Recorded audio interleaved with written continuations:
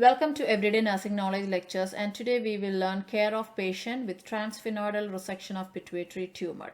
Transsphenoidal resection of pituitary tumor is also called endoscopic pituitary surgery, and in this surgery, pituitary tumor is removed through the nasal passage and sphenoid sinus. Now coming to anatomy, sphenoid sinus are air-filled cavities that is located behind the nose, and pituitary gland, this is the posterior and anterior pituitary gland, which is located at the base of the brain below the hypothalamus. And in this surgery, endoscope is inserted through the nose and openings are made at the nasal septum, the sphenoid sinus and sella bone, which covers and protects the pituitary gland to reach the pituitary gland, and then the tumor is removed rather than opening up the skull. So this surgery is minimally invasive. Now let's see what are the care of patients with transsphenoidal resection of pituitary tumor.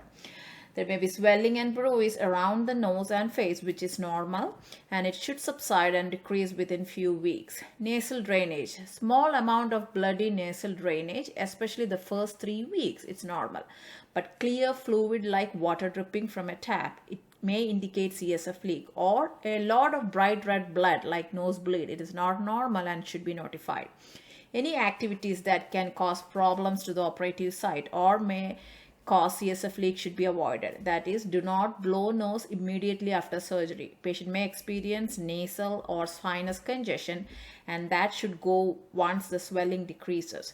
Cough and sneeze. Avoid any activities that make sneeze. And if unable to stop sneezing, sneeze with mouth open. Do not hold breath or pinch nose. Do not strain on bowel movement because it creates pressure and at risk for CSF leak. The patient may need stool softeners, increase water intake and a high fiber diet. Do not smoke or vape or use nicotine patches because it may delay healing. Do not lift anything heavier than 5 pounds and avoid bending and lifting. If the patient having sleep apnea, don't use CPAP until the surgeon says okay. We have to monitor for complication. One of the complications is diabetes insipidus. If there is damage to the posterior portion of the pituitary gland, the pituitary gland, especially the posterior portion, releases the ADH, which is antidiuretic hormone. It helps to retain water. So if there is deficient in ADH, that can lead to frequent urination, increased urine output and excessive thirst, and it can be controlled with the medicine called DDAVP. It is available in nasal spray or in pill form. Now you have to monitor for CSF leak. A small amount of bloody drainage is normal, especially after the first few days, but you have to monitor for clear watery drainage or discharge from nose or constant postnasal drip or excessive swallowing, which may indicate CSF leak. The patient may require second surgery to seal the leak or a temporary diversion of CSF through a lumbar drain or ventriculostomy. You also have to remember CSF leak also increases the risk for meningitis. You have to monitor for new or worsening vision changes. It can indicate damage to the optic nerve.